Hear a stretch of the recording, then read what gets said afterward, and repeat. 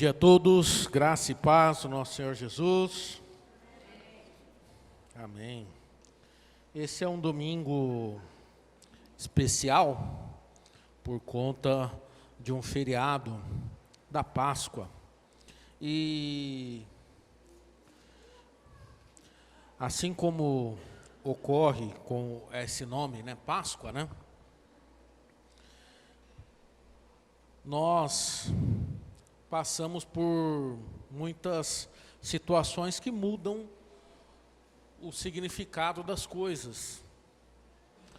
Talvez não seja da sua época, mas na minha época, toda vez que eu ia para a escola com um calçado novo, geralmente eu voltava com ele todo sujo, porque ele era batizado pelos meus colegas, faziam questão de vir e pisar, no calçado novo. Então quem ia com o calçado novo para a escola, estreando aquele calçado, geralmente ia receber alguns pisões ali, como uma forma de batizar, Mas o termo batismo não é disso, não vem disso. Então passou por uma transformação, assim como o termo da Páscoa,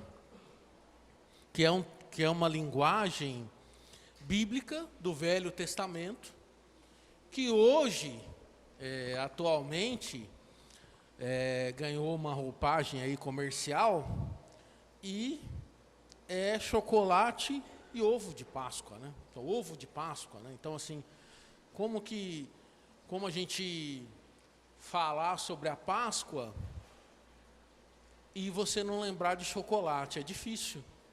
Então, por quê? Porque houve uma associação forte ali com relação a isso. E uma mudança de contexto. Porque a questão do chocolate e do ovo, e do coelho, ela é pagã, anglo-saxã. Então, as datas coincidiam com a data que os judeus comemoravam a Páscoa. Então, você pensa que a globalização é algo recente, da nossa era? Não, eu acredito que o significado da Páscoa já é um elemento dessa globalização, Algo que uma determinada região fazia, todos passaram a fazer.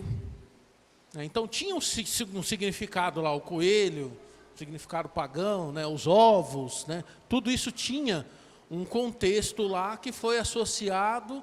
E nós hoje, não é errado você comer chocolate, não tem erro nenhum aí, Mas é difícil nós associarmos inicialmente a Páscoa verdadeira com o que ocorreu aí. Por isso que foi lido esse trecho de Êxodo 12, que é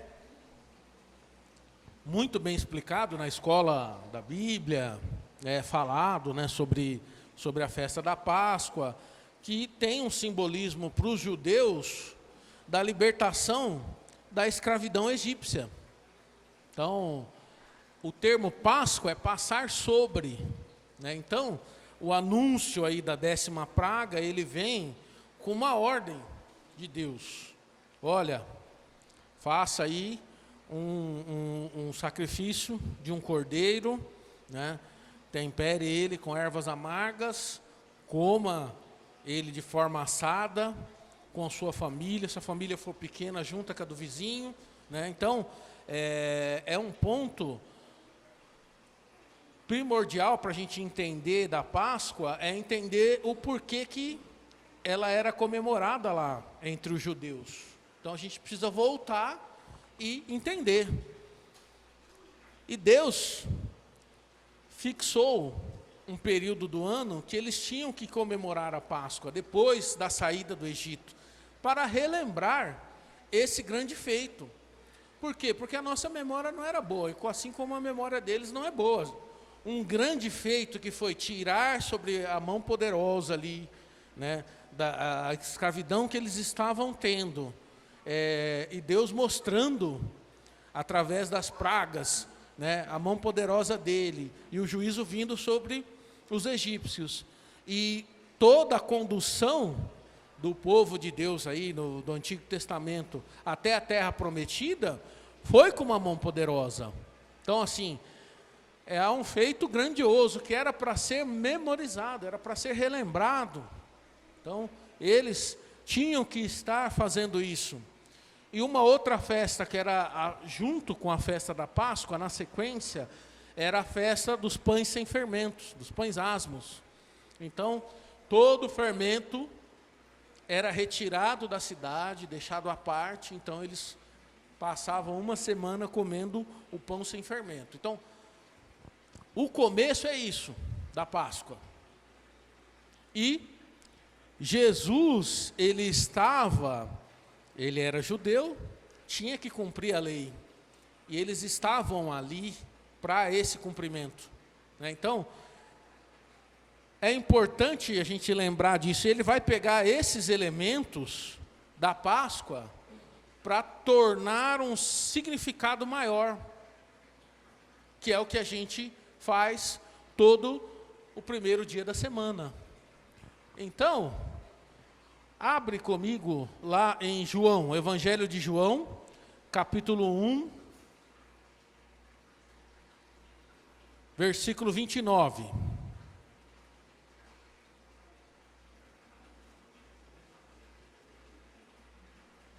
O Evangelho de João, capítulo 1, versículo 29.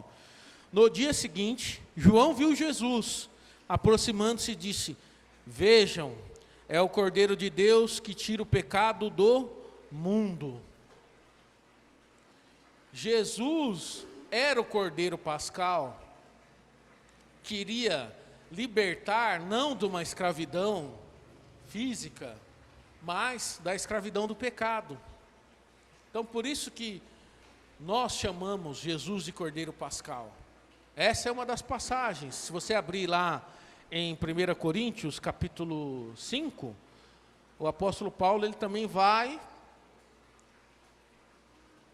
falar sobre isso. 1 Coríntios, capítulo 5, versículo 7.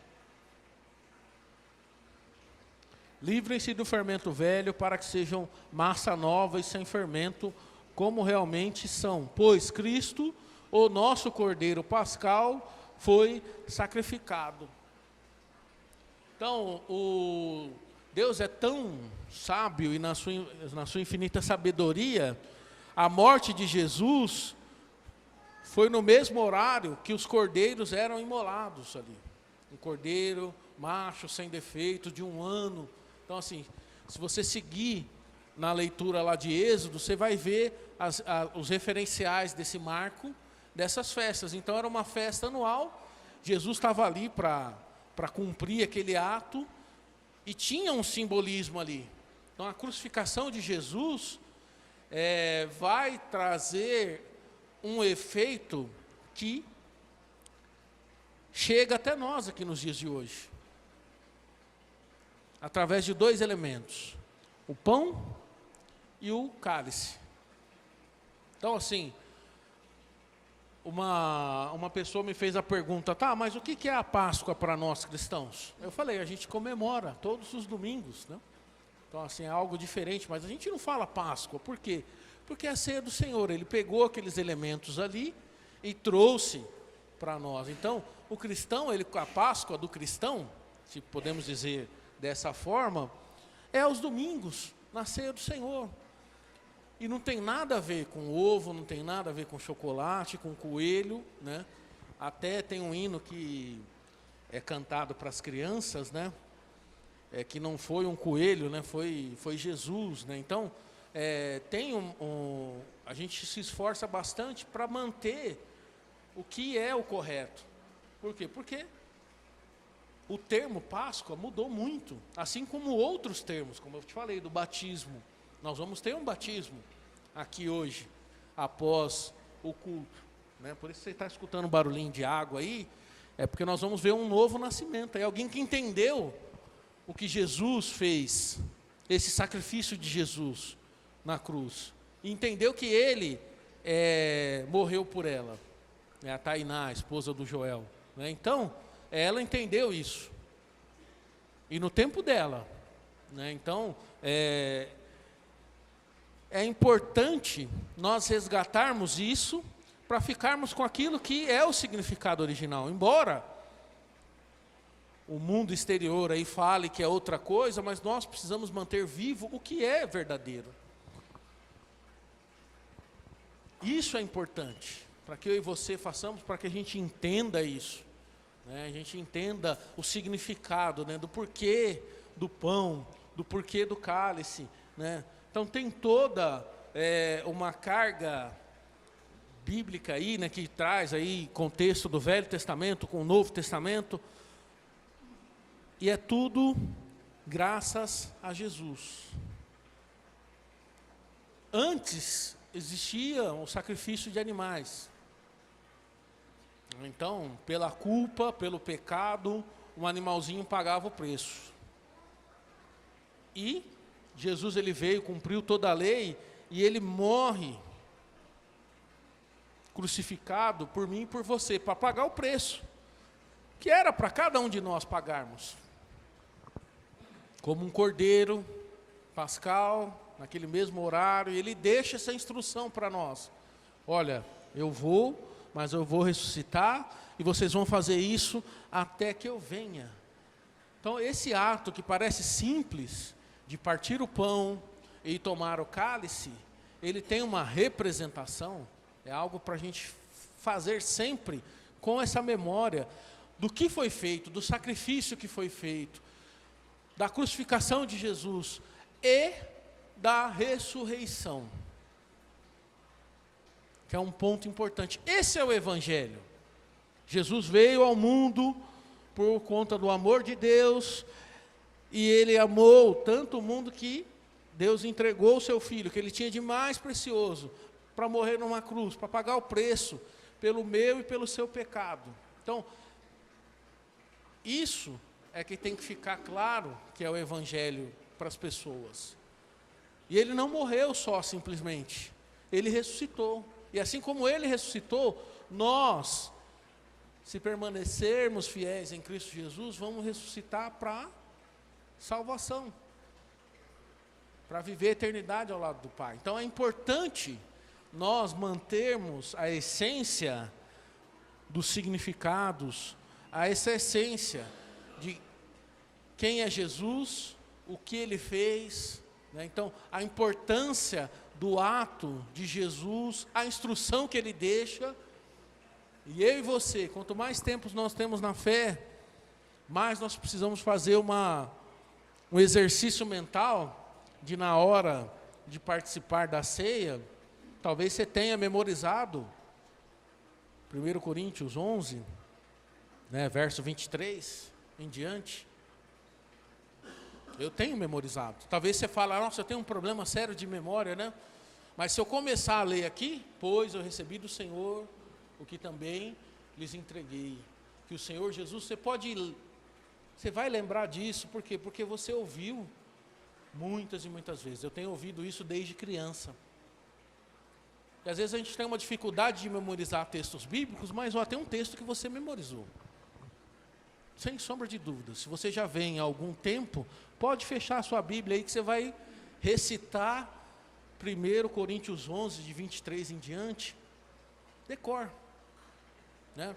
Pois eu recebi do Senhor o que também lhes entreguei, que o Senhor Jesus, na noite que foi traído, tomou o pão e, tendo dado graças, o partiu e disse: isto é o meu corpo. Então você lembra disso. Às vezes a gente subestima a nossa memória, né? E na infinita sabedoria de Deus, Ele deixou isso como um ato para a gente sempre se lembrar. Então, o ciclo nosso, ele é um ciclo semanal. Um dia a gente enfrenta uma grande batalha aí no meio da semana, a gente passa por os nossos percalços, as dificuldades do dia a dia, mas no primeiro dia da semana nós estamos aqui, para reafirmar o nosso compromisso, para relembrar quem é Jesus, o sacrifício que Ele fez, e louvar, engrandecer esse nome. Então isso tem que estar vivo no nosso coração. Isso tem que estar aqui, tem que mexer, É isso que tem que impulsionar a gente a levantar pela manhã, nesse domingo. Estar juntos, estar celebrando isso, é uma celebração. Então é importante que nós demos a importância para esse ato. Isso é o importante. Abra comigo lá em Atos 2. Porque eles também ficaram sem entender, né? Alguém que fazia milagres veio e arrastou uma multidão, e essa acompanhava ele dia à noite. E Pedro se levanta na primeira mensagem em Atos 2, na primeira pregação dele, e ele explica o que aconteceu. Todos que estavam aqui em Jerusalém por conta da festa da Páscoa, da festa dos pães asmos, que seguia a Páscoa, e permaneciam até o Pentecostes, todos aqui sabiam quem que era Jesus, o que aconteceu e a crucificação dele, precisavam de uma resposta. E aí vem Pedro e traz, desde lá de trás do Velho Testamento, né, ele vem explicando tudo o que aconteceu. E é interessante, né, esse trecho. Vamos ler aí do versículo 22. Israelitas, ouçam essas palavras. Jesus de Nazaré foi aprovado por Deus diante de vocês, por meio de milagres, maravilhas e sinais que Deus fez entre vocês, por intermédio dele. Como vocês mesmos sabem, este homem foi entregue por propósito determinado e pré-conhecimento de Deus, e vocês, com a ajuda de homens perversos, o mataram, pregaram-no na cruz, mas Deus os ressuscitou dos mortos, rompendo os laços da morte, porque era impossível que a morte o retivesse.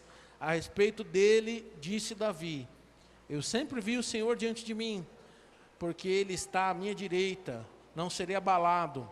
Por isso o meu coração está alegre, e a minha língua exulta, e o meu corpo também repousará em esperança, porque tu não me abandonarás no sepulcro, nem permitirá que o seu santo sofra decomposição. Tu me fizeste conhecer os caminhos da vida, e me encherá de alegria na tua presença. Irmãos, posso dizer com franqueza que o patriarca Davi morreu e foi sepultado, e o seu túmulo está entre nós até o dia de hoje. Mas ele era profeta e sabia que Deus lhe prometera sob juramento que poria um dos seus descendentes no trono. Prevendo isso, falou da ressurreição de Cristo, que não foi abandonado no sepulcro e cujo corpo não sofreu decomposição. Deus ressuscitou este Jesus, e todos nós somos testemunhas desse fato. Exaltado à direita de Deus, ele recebeu do Pai o Espírito Santo prometido e derramou o que vocês agora veem e ouvem.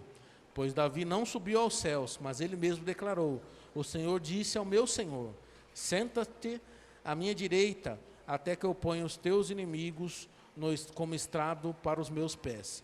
Portanto, que todo Israel fique certo disto: este Jesus, a quem vocês crucificaram, Deus o fez Senhor e Cristo. Senhor e Cristo. Então, eles precisavam de uma explicação para entender. Quem ainda não havia entendido, teve essa oportunidade. E é aqui onde começa a igreja. E eles caíram a ficha, né? Uma expressão tão antiga, né? Que demonstra um pouco da minha idade, mas eles entenderam, caiu a ficha para eles ali, né? Quando ouviram isso, versículo 37, aflitos em seu coração, e perguntaram a Pedro e aos outros apóstolos: irmãos, que faremos? Aí vem Pedro e fala: arrependam-se, cada um de vós seja batizado em nome de Jesus Cristo, para o perdão dos seus pecados, e receberão o dom do Espírito Santo, pois a promessa é para vocês, para os seus filhos, e para todos os que estão longe, para todos quantos o Senhor nosso Deus chamar. E com muitas outras palavras os advertia e insistiam com eles: salve-se dessa geração corrompida. Os que aceitaram a mensagem foram batizados, e naquele dia houve um acréscimo de cerca de 3.000 pessoas. Alguns precisavam dessa mensagem para realmente entender quem que era Jesus. Nós hoje, graças à difusão da Bíblia, do Evangelho, nós entendemos quem que é Jesus mais facilmente. Só basta a gente seguir adiante, fazendo a vontade dele, né? Então eu faço o convite para reflexão. Nesse domingo de Páscoa, você se lembre de quem que é a essência dessa Páscoa. Quem morreu na cruz? Por mim e por você. Foi Jesus. Então, faça a reconciliação com Deus. Então, não demores. Há oportunidade para quem ainda não aceitou Jesus seguir adiante. Nós vamos ver isso, um novo nascimento. É importante, para quem ainda não sabe como é esse novo nascimento, o batismo no Senhor, fique até o final, você vai saber. Que Deus nos abençoe.